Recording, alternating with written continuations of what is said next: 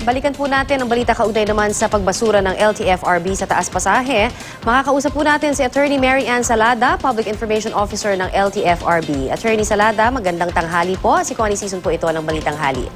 Magandang tanghali po, Connie.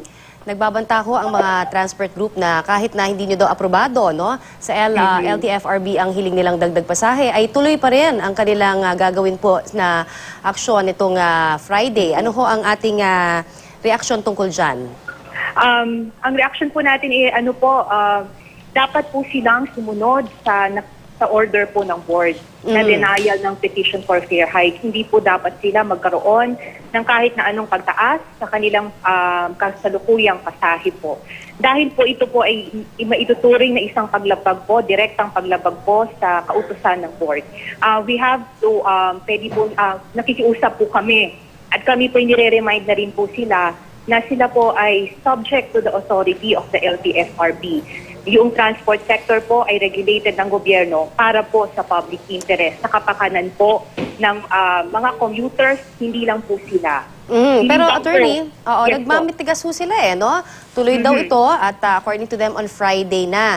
Ano ho bang action na gagawin natin in terms of, let's say, ang LTFRB ho ba ay nakikipagtulungan na sa mga kinaukulan, sa pulis, na pwede hong pagsumbungan ng mga mananakay po natin? Dahil kung sakasakali na ipatupad nga ito, sila ho yung direktang makakaramdam, hindi ho ba, ng pagtataas?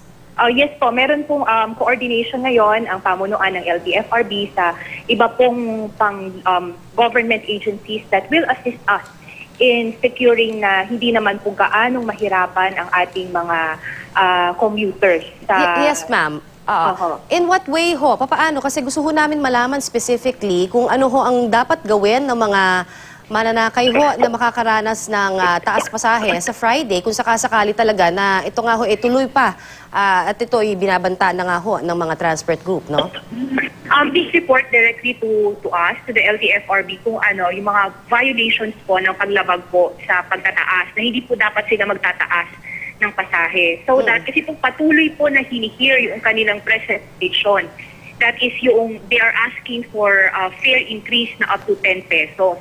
Yes. So that the board can also will be able to consider such violations of the order. Yung order po ngayon denying the provisional increase ng mga public utility jeepney operators po natin in their resolution po doon sa main petition for fair increase, and for the board also to be able to impose upon them appropriate sanctions whenever necessary. Meron ba tayong mga hotline numbers, attorney, na pwedeng tawagan ng ating or kaya email? Ano ho ba ang pwede nating maibigay para po sa mga mananakay natin na kung sakasakali ho nga mabiktima nitong pagtaas pasahe na hindi daw legal naman, according to you? Opo. Ito po yung ating hotline. It's a 24/7 hotline, 459-2129. Si Chairman, meron po siyang email, ltfrb.chairman@gmail.com po.